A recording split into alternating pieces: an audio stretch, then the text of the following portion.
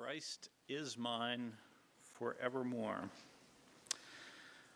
Well, as you might have noticed, the title of my sermon is, "What in the World Are You Doing?" Or it could be, "What in the World Are You Doing?" Or you could read that a lot of different ways, because if you, depending on what situation you come up on, you say, "What in the world are you doing?" And if somebody is not doing the right thing, then it's, "What in the world are you doing?" And where are you at?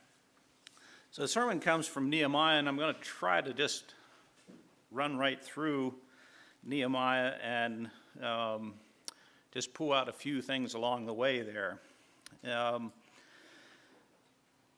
Nehemiah found out about a Jewish remnant that was back in Jerusalem, and he also found out that there were no walls, or that the walls were mightily broken. And in chapter 1, it says, in verse 4, it says, "When I heard these things, I sat down and wept. For some days I mourned and fasted and prayed before the God of heaven." And then he goes on and he talks to the Lord, and he says all the things that his people have not acted wisely, they've acted foolishly, that they've sinned against him. And it continues on. And Nehemiah is serving in the house of the king. And when he goes in before the king in chapter 2, the king says, "What are you sad about? I've never seen your face looking like this. What's up?" And there's some people that you can tell just by looking at them that something is wrong. And in case you don't know, normally in Sunday morning, Teresa and I will greet you all, and there's a lot of times when we, I guess, when I see something that I can tell that there's something wrong and there's something going on in somebody's life. And usually when I make that a matter of prayer, sometimes I'll be prompted to give a phone call or just go talk to somebody about something that, and just say, "Hey, what's going on?"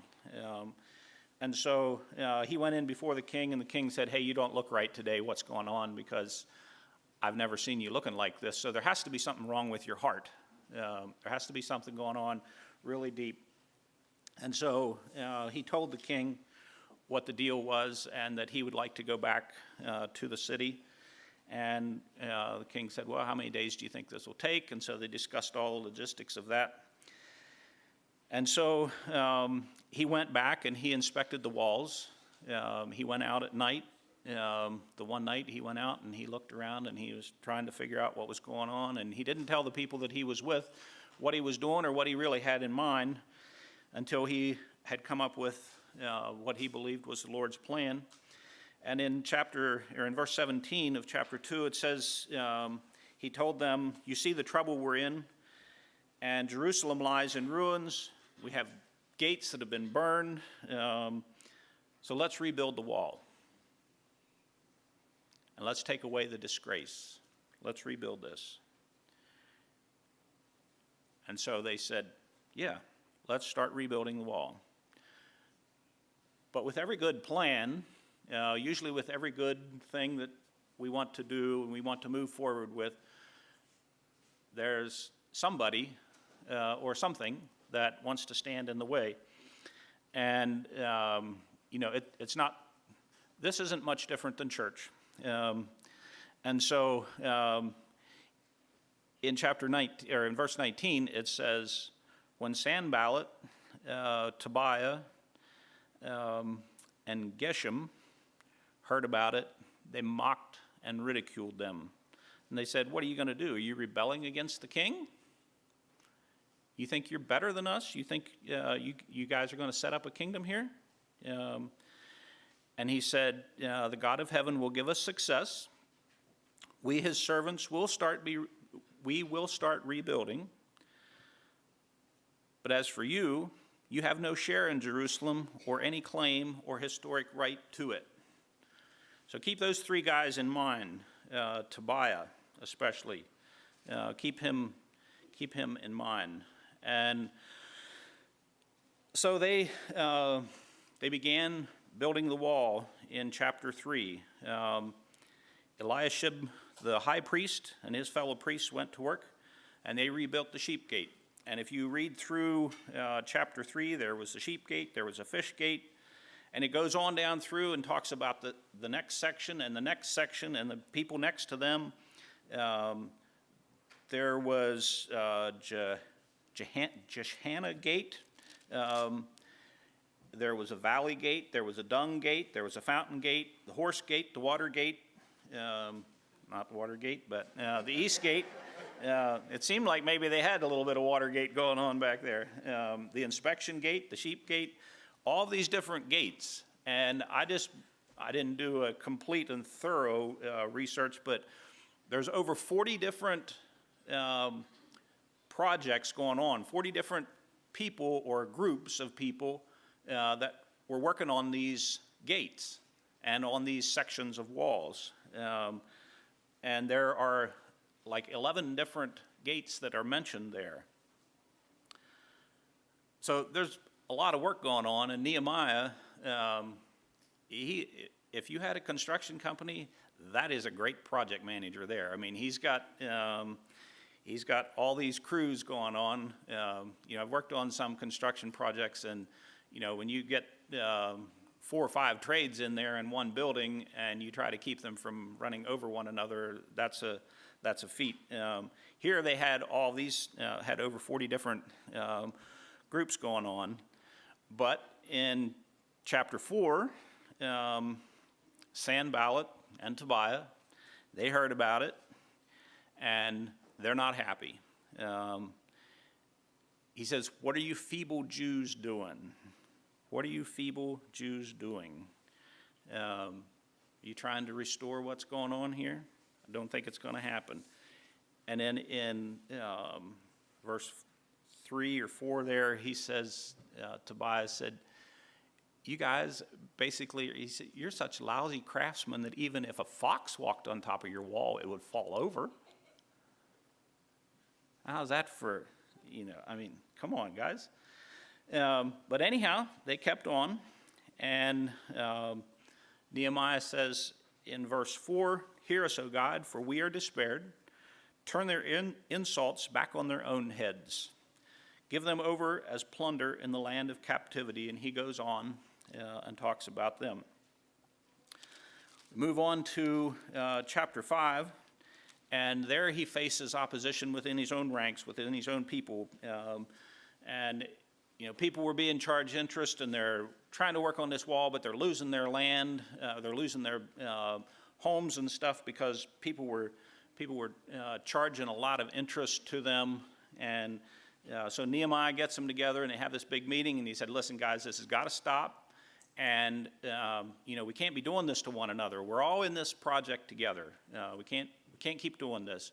The response was perfect. They said, "We're not going to do this. In fact, we're even going to return lands that we had gotten before, vineyards and stuff. We're going to return those." And I wonder, how about us? Are we out to always get the most that we can get? How do we conduct ourselves? When we sell something, do we say everything we know about it? Or do we just disclose what you absolutely have to say in hopes that you get the best price for what you're doing? So we go on to chapter 6, and right away we're talking about Sanballat and Tobiah and Geshem the Arab, and it continues on. And they say, "Hey, Nehemiah, come over here to this city, come over to this village. We'd like to talk about what's going on. We'd like to see what's happening." And Nehemiah said, "No, I'm not going." And they send him the same thing 4 times, and his reply is, and it's key to, I think it's a key verse here, "I'm carrying on a great project and cannot go down. Why should I leave the work? Stop while I leave it and go down to you." I'm carrying on a great work.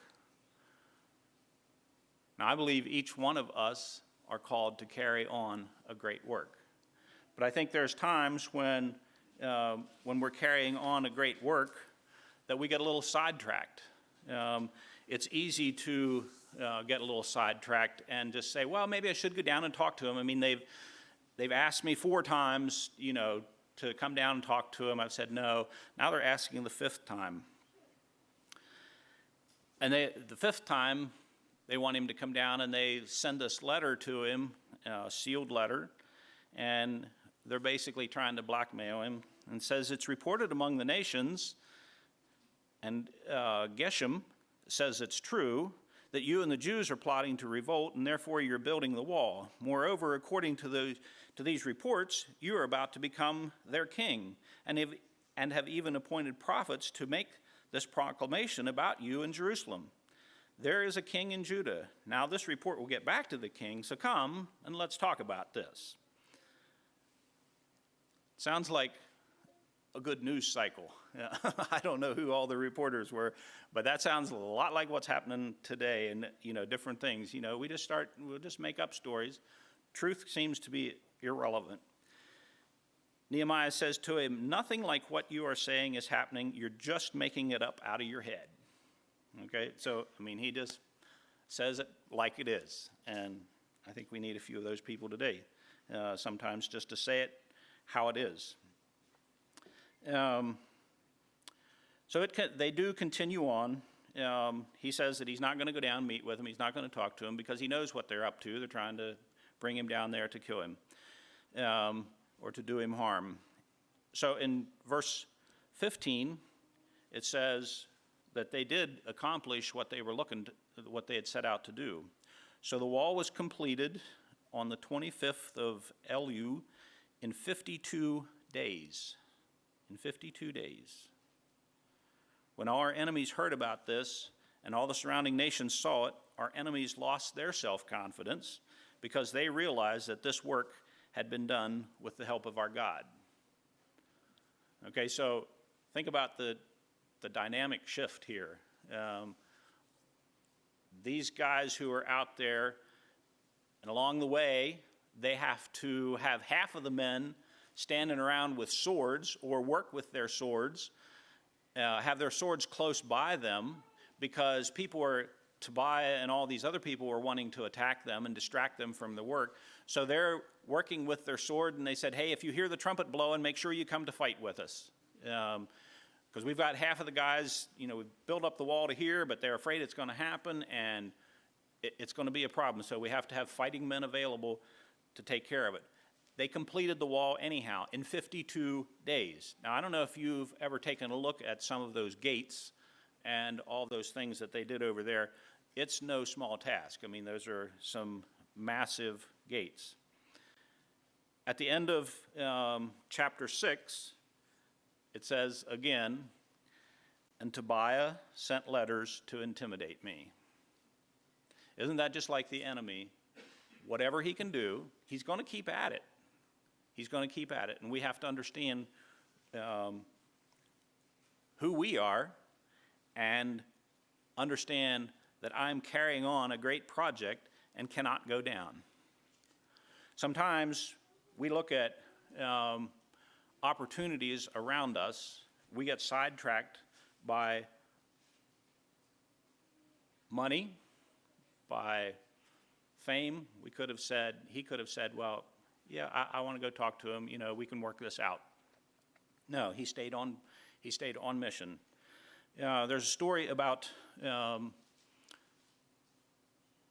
young man that went to China. I believe it was China, and he was very good in the electrical field of engineering, and so they discovered that. The people in China discovered that, and they asked him, would you come work for us, and here's what we'll pay you. And he said, well, no, that's not what he's here for. And so they came back again, and they had doubled what they would pay him. And he said, no, that's not what I'm here for. And so they came back the 3rd time, and they said, we really want you to work for us and do this work. And they increased the benefits and the pay and all of that again, and he said, you need to understand your pay is not too small, it's that your job is not big enough. It's not your pay that's too small, it's your job isn't big enough. So there's a man who knew what he was about, knew what he was supposed to do, and he stayed on task. In 1 Thessalonians 11 and 12, it says, make it your ambition to lead a quiet life.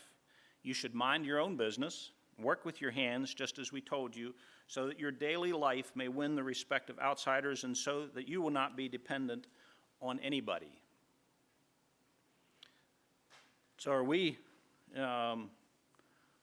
busybodies in our walk, in what we do, in our living our daily lives?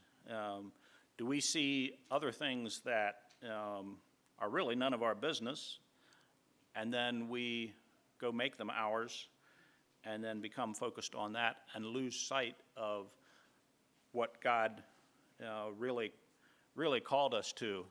There's a story of a fellow that said this is how he learned how to mind his own business. He said that he was walking past a mental hospital, and they had this wooden fence along there that you couldn't really see through, but he, just up ahead on the sidewalk there, he could hear these people were on the other side of the fence saying 13, 13, 13, 13. And he was like, what in the world is going on? And so he did see a knothole there, and so he turned his head and he looked in the knothole, and somebody poked him in the eye. And immediately they began saying 14, 14, 14. So he said that's how he learned to mind his own business. In our walk and in our work, are we thankful? Have you ever told your employer thank you for your job? I employed a lot of people, and there were some people who you could count on would always say thank you for anything that you did or whatever. But there were other people who I don't think they ever thought about it, never mentioned it. And I did that with one of my bosses one time. I called him on Thanksgiving Day, and I just told him that I wanted to thank him for the opportunity that he gave me to work for him and to learn things from him, because I said I'd learned a lot of things from him, and it was just quiet on the other end, and I thought, oh my goodness, I am in trouble now, because I called him on Thanksgiving Day when he was at home with his family and disturbed his day. He didn't take many days off, and so I disturbed his day. But then he did say, thanks for calling. And the next day he called me in the office, and so I thought, well, okay, here we go. And with tears running down his face, he said, you know what, nobody's ever done that for me before. Nobody's ever told me thank you. That's a sad commentary. As believers, we ought to be some grateful people. We ought to be grateful people. So as I said, they did get to their stated goal of rebuilding that wall. They did it in 52 days, and that makes a really good story right there. It just seems like, well, maybe we ought to just stop right there. Like I said, there was Tobiah. He kept sending letters to intimidate the people, and that wasn't working out too well. So chapter 7 gives a whole list of people who had returned there. In 66, it says the whole company numbered 42,360. and goes on through there. It tells you how many mules. Had 245 mules, 435 camels, 6,720 donkeys. Now, one thing I like about this story is this guy, whoever's writing this, is detail-oriented, and they know what's going on. And that's how they got things done. If you want to know, if you want to get things done, then you need to have good accounting about what's going on. So they were very detailed, and they knew. And if you think about it, 42,000 people in that city is probably not a whole lot of people. So we go on to chapter 8, and I'd like for us to think about, we talked about our walk and how we live our lives. In this part, I'd like for you to think about your worship. We just had worship time here this morning. These guys knew how to do worship, and they knew how to do church. On the 7th month, when 7th month came, and the people were all settled in, on the first day, Ezra the priest brought the law before the assembly, which was made up of men and women and anybody who could understand. And he started reading at daybreak, and he read till noon. So from daybreak to noon. So we've got, noon time's another 45 minutes. But how about if we were just reading from this morning at daybreak until now, and the people were paying attention? It says, all the people listened attentively to the book of the law. And they tried to understand. Verse 6, Ezra praised the Lord, the great God, and all the people lifted up their hands and responded, Amen, Amen. They bowed down, they worshiped. It just continues on. And then Nehemiah later says in verse 10, he says, Nehemiah said, go and enjoy choice food and sweet drinks and send some to those who have prepared nothing. This day is sacred to the Lord. Do not grieve, for the joy of the Lord is your strength. Sounds like a really good fellowship meal to me that they had going on there, and you were supposed to make sure that everybody was taken care of. In their worship and in our worship,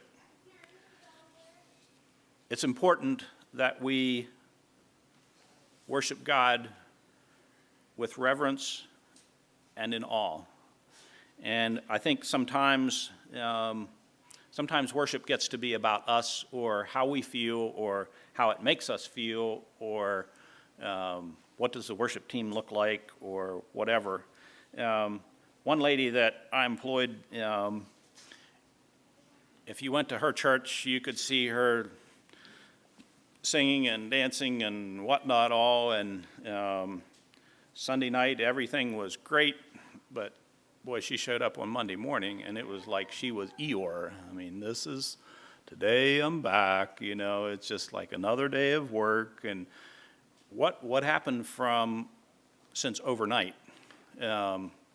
Because last night you had all kinds of energy and you had all kinds of joy, but now it's all gone. So I think that we need to be careful about how we worship and that we worship in awe. I'm always fascinated by the effect that music has on people. You can make people do things based on what kind of music you play. If you want people to move quickly, play some upbeat music. If you want them to talk loud, then play a different kind of music. You can get people to talk. If you notice on a Sunday morning, we're here, and some Sunday mornings there's a more subdued, quiet music that gets played, and people come in and they're talking softly or not loud. And then other times the music is a little more upbeat, and people are talking louder and because they feel like they need to be heard and all of that. So there were 42 studies that were done, or they were compiled 42 studies that were done between 1960 and 2017, and they were compiled and analyzed. These studies were about what effect music had on people. And these studies weren't done by the same people. I mean, it was just a whole bunch of different people doing these different studies, and people just compiled them. And it turns out that Mozart seems to have the best effect on people as far as music and your ability to think and rationalize. There was also another study done by a high school student, and he, when he was 16 years old, he was going to do this study, and so he got these mice, and he decided that, he's going to find out what kind of music works, what music makes them do the things that he wants them to do. And so he started out with by building this 5 by 3 foot maze that these mice were supposed to go through. So he had them all going through the maze before he ever started playing music, and it took them about 10 minutes to get through this maze. And so then he started playing different kinds of music, classical music and different kinds of music to them. And the ones that he played classical music to, they shaved about 3.5 minutes off of their time, which he thought was impressive. And so he didn't know anything about rock music or what he should, he wasn't familiar with that. So he went to Kmart, I think he said it was, and he asked for a CD that would have this rock music on, and they gave him some Anthrax. So if you know anything about, those of you who are chuckling, I know where you've been. So anyhow, it was some pretty serious music. Those mice that he played that to, their time increased by 30 minutes. So instead of taking them 10 minutes, it was now 40 minutes for them to get through. However, he had to cut his experiment short because after he started playing that music to them, that group, that control group, killed each other. They ate each other. And so that experiment didn't really work too well if all of your subjects die, I guess. So anyhow, the next year he decided to go to, he did another study, and this time he kept all of his mice separate so that they wouldn't kill each other. And basically he had the same thing happen again, and Mozart again was the music that got them through the maze the quickest. But after the experiment was over, and if you want to listen to it, I think his name is David Merrill. There's an old YouTube video of him. And after the experiment was over, because he had gotten these mice from a laboratory so that, they would all weigh the same and all of this, and he'd worked with the university to analyze all of his data and all of that.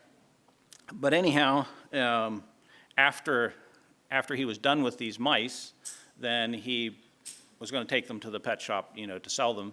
And so he up until that point, he had them all in separate cages. He had like 70-some mice, so had a lot of, this wasn't any small project.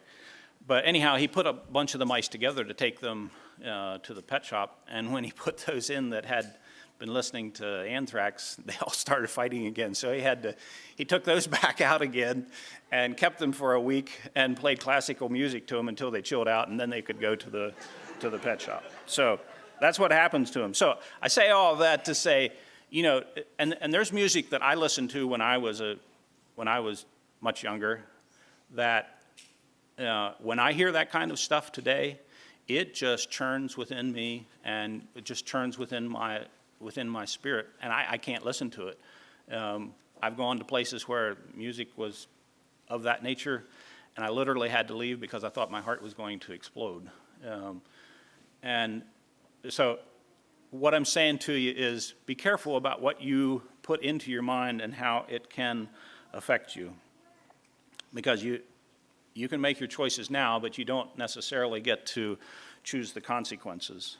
And there's, I'm sure there's a lot of people who enjoy that kind of music, and I'm just saying, choose wisely. So anyhow, we'll continue on in Nehemiah. He told the people to go out and enjoy the good food, and after that they came back, and then they understood in the part of the reading of the word that they were supposed to observe the festival of booths as a reminder to them that that the Lord had brought them out of Egypt, and when they were in the wilderness, that he provided for them. So they all go out and they get these branches and stuff from the hill country, and they do the festival of booths things, and as an understanding of where they have been and their heritage. In chapter 9, they confess their sins, and it goes on for a long time. They're basically reciting their history. It says that for a fourth of the day, they read from the book of the law, confessed their sins, they read from the book of the law for a fourth of the day, and then for another fourth of the day, they confessed their sins and worshiped. And I find that interesting because when we come in contact with Jesus, when you come in contact with his word, you're going to have to make a choice. You're going to have to respond to what you've heard. So in Nehemiah 9:38 is their response. It says, in view of all of this, we're making a binding agreement, putting it in writing, and our leaders, our Levites, and our priests are affixing their seals to it. They decided, okay, this is where we've been. These are the things that have happened. So here are things that we're going to do to make sure that we don't end up back there like the other people, and we're going to make a covenant with one another that this is not going to happen, that we're going to take care of these things. So chapter 10 shows all the people who signed that agreement and agreed to live faithfully in community with one another.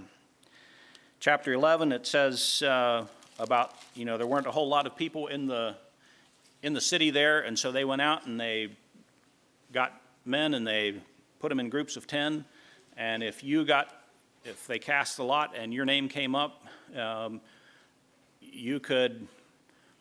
says that you could volunteer to go.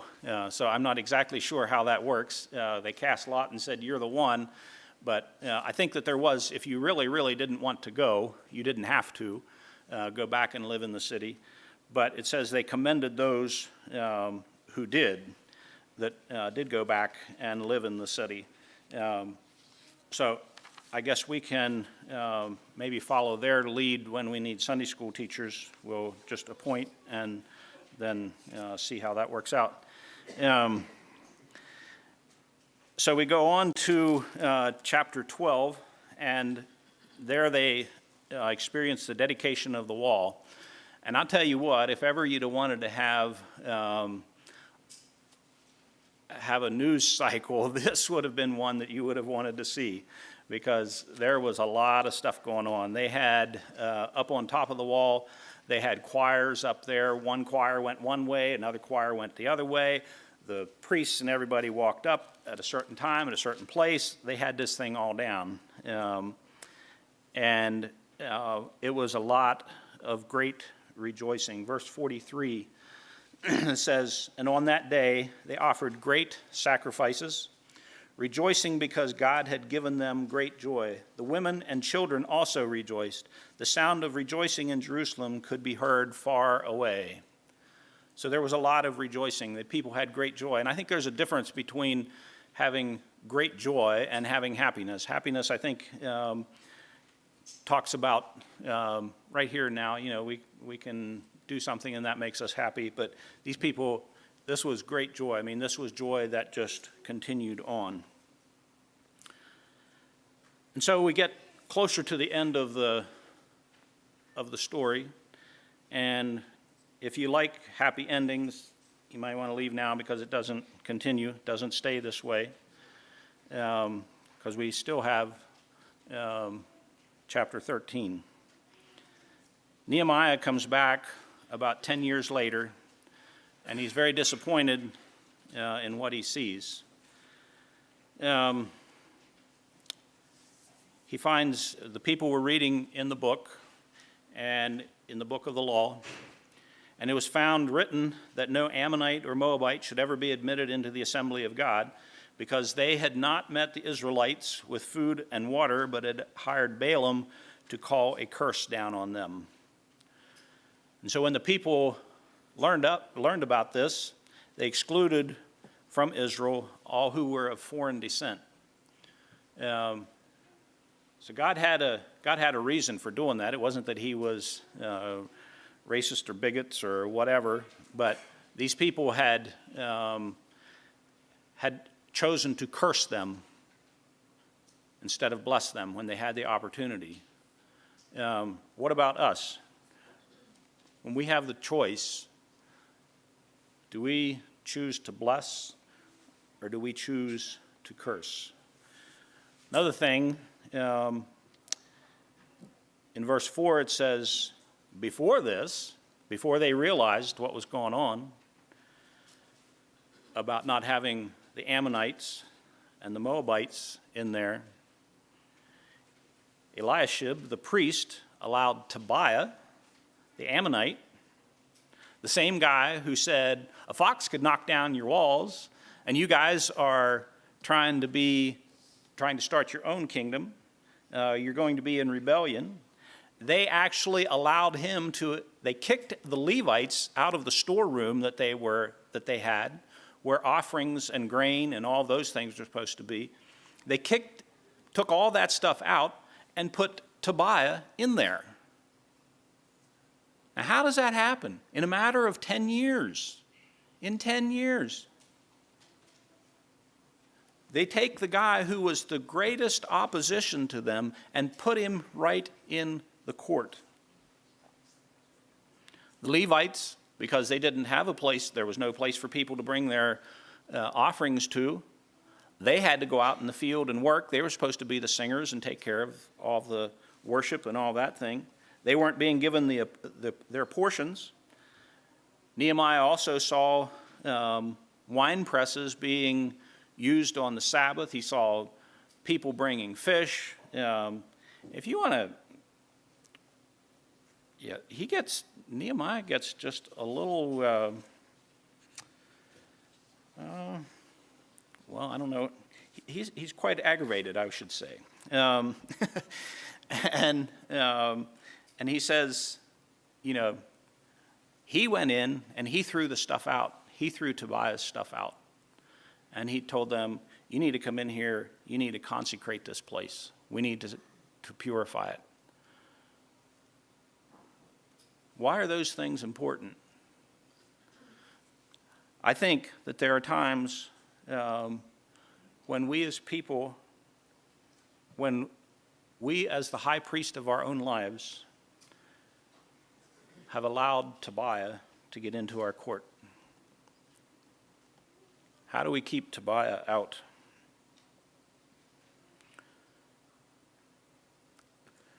Philippians 2, 1-4 says, therefore, if you have any encouragement from being united with Christ, if any comfort from his love, if any common sharing in the Spirit, if any tenderness and compassion, then make my joy complete by being like-minded, having the same love, being one in spirit and of one mind.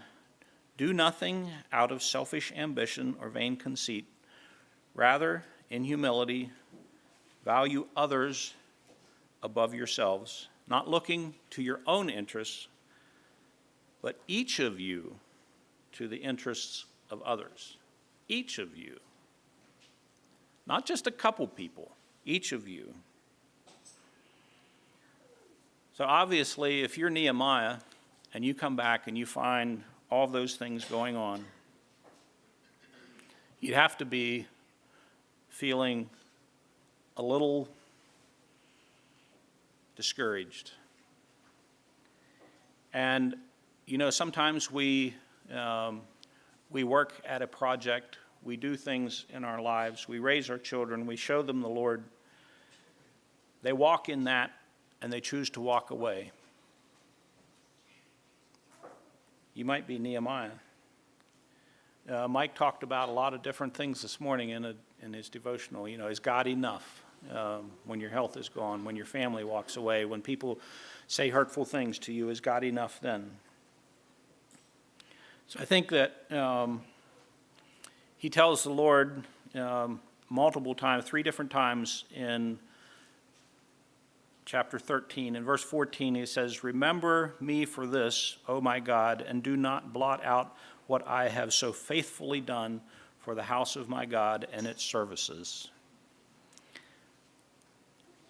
And then in verse 22, it says, "Remember me, O God, remember me for this also, O my God, and show mercy to me according to your great love."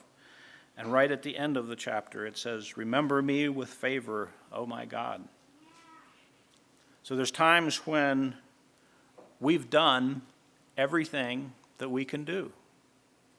And it feels like, what was the point? And some people, you might think that, Nehemiah is trying to distance himself and say, hey, but I'm not them, I've done well, you need to. I like what one commentator said. He said, he thinks that Nehemiah is saying, Lord, I've done all of this, but you may see it differently than I. You may see something in me that would cause you to blot all of this out of your book. If you feel that way, show it to me. I'll just read that again. Lord, if I have done all of this, Lord, I have done all of this, but you may see it differently than I. You may see something in me that would cause you to blot all of this out of your book. If you feel that way, show it to me.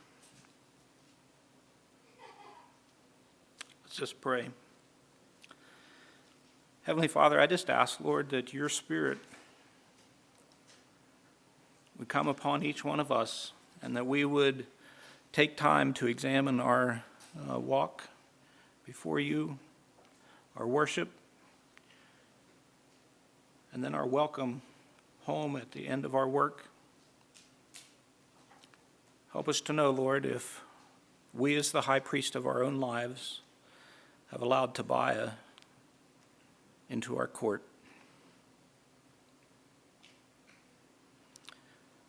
And Lord, if we have done those things, and you see it differently than we do, I just ask, Lord, that your Spirit would speak to us and that it would show us where we've been and what our failures are. And then give us the humility and the grace to confess, just as they did in Nehemiah, even if it takes all day. We just ask, Lord, that you would give us the humility to be able to confess our sins before you and to walk in a way that brings honor and glory to you. We ask this in Jesus' name. Amen.